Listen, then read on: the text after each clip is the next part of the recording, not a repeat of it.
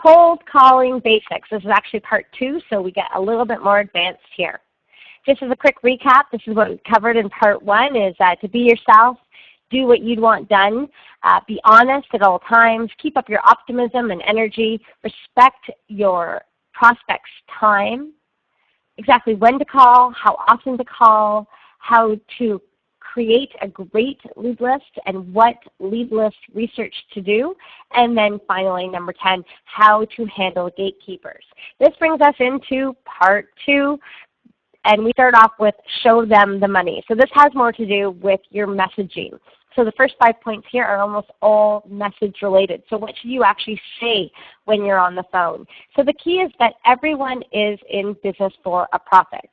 Even nonprofits need to break even. So even nonprofits are still conscious about money, or they should be. If someone doesn't worry about money, doesn't worry about profit, really it's not a business, then it becomes a hobby. So if you're calling a business and if you're doing some B2B selling in your telemarketing or cold calling, you need to show your prospect the money.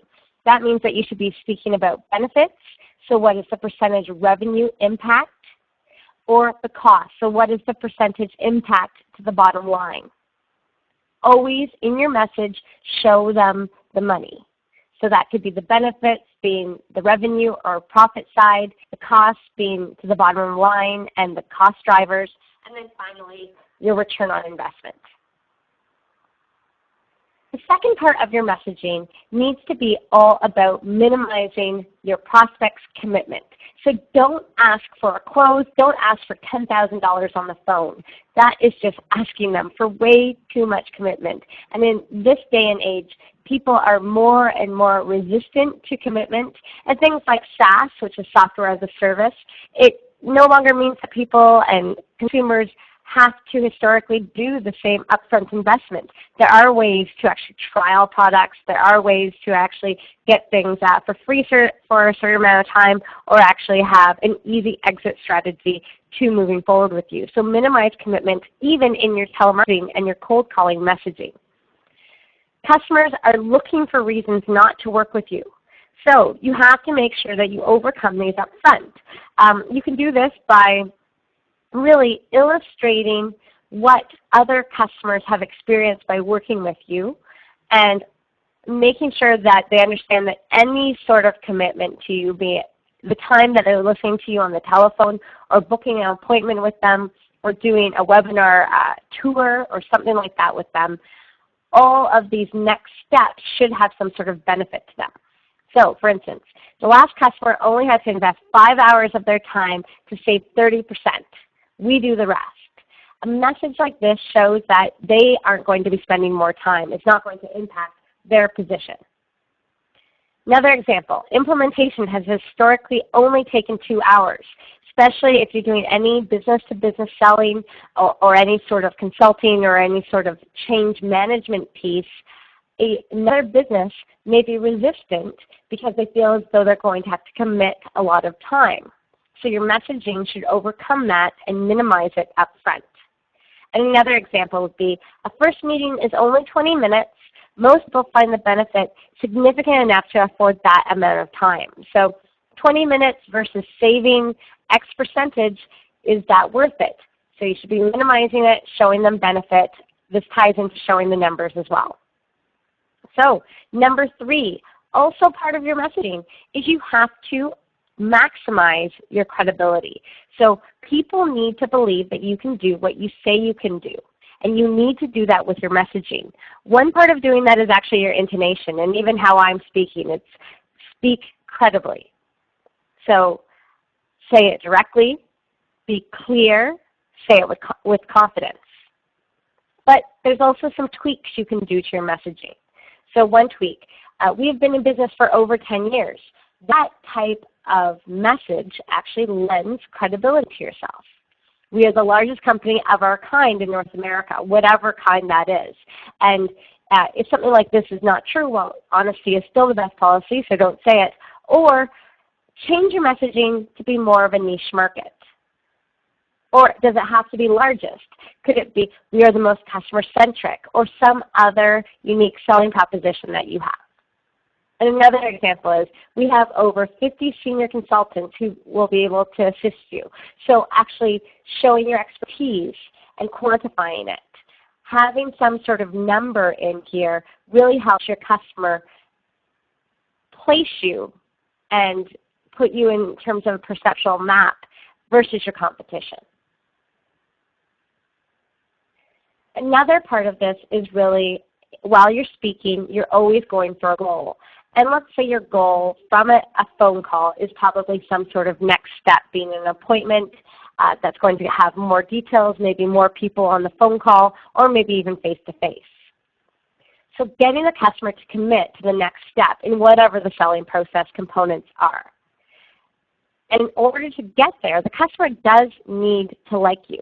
So now they know about you, you've established some credibility, and now they need to like you. They also need to require the product or service, and they need to understand it. So how do you do this? And here's some examples. So if we're trying to close them from maybe an introductory telephone call, what we want to do is basically incent them to move to the next step, and it shouldn't be a huge step. We shouldn't be asking for money right now. We should be asking for whatever the next step is in the sales process, so probably an appointment. If you are just getting the appointment, so you're not the person who's the final closer, then these are what you want to say. I'm not an expert, but I'd be able to get someone who can answer all the technical questions for you. When would be a good time for you to have someone meet with you? So what's kind of neat about this approach is that you have indicated to the prospect that you are not able to take them any further than you already have. And the incentive to meet with someone, which is the next part of the sales process, is because they are going to have more technical answers for you. If you are the expert, what you could still say to incent them to have this face-to-face meeting is, it would be hard for me to answer that without learning more about your business first. Would it be possible that this conversation continued face-to-face when we have some time to review the numbers or review whatever the details are, or have some time to put together a plan that will work for you? So you can either close an appointment as you're not the expert, or you can close the appointment as the expert. Either way, these are tactics to get you to the next step of the sales process. Do not try to close business, though, on the phone in your first or second phone call. The next tactic here is to actually get a no. Telemarketing, cold calling, it's a numbers game. So if a customer is saying maybe or saying yes all the time, they're actually keeping you on a leash. And really, they're wasting your time, so you can't call someone else who doesn't know about you yet. So there are many prospects who simply won't be saying no to you. If we think about types of prospects, a good example is actually a marketing person. So VP, director, marketing in that area, or even HR, those types of functions often don't like saying no because they're in marketing, or they're really focused on the employees or on the customers. So they feel uncomfortable saying no. Whereas if you're speaking with a CFO or a CEO or IT, they are put in tough positions quite often. They're used to having to say no.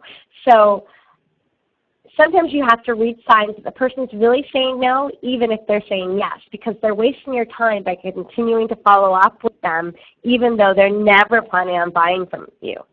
So typical signs to look for that someone's actually saying no, but they're saying yes, is if they're postponing or canceling appointments, if they're deferring every time that you say, hey, what do you think? They say, well, I have to tell my manager or ask my manager for this. If they keep on asking you to call back because now is not a nice time, and if they keep on indicating that they have other priorities. If this happens time and time again, I mean, you have to give them some leeway, but eventually you have to stop calling them because they are taking away from your valuable time that you could be spending somewhere else. Cold calling is still a numbers game, so learn to weed the no's out, even when they're saying yes. Next, have a goal. So we talked about appointment getting. It doesn't have to be that. It could just be sending an email, getting them on to your newsletter list. It could be many different goals in there. Just don't go for the ultimate closing of a sale on the first phone call, but sometimes you do close by phone. So closing a sale could be one of your goals. Often it's going to be more likely sending out an email, having a follow-up call, booking an appointment, maybe collecting more information from them so that you can customize or create a proposal for them. Or it could just be getting information about a specific contact later on. So there's many different goals. Have those goals in mind before you even pick up the phone. It increases the chance that you'll actually reach it. Another part of your messaging is just simply to keep it simple. When in doubt, simplify. And the reason being is that it's not simple. People simply won't buy. People can't buy something if they don't understand it. So we don't want to overcomplicate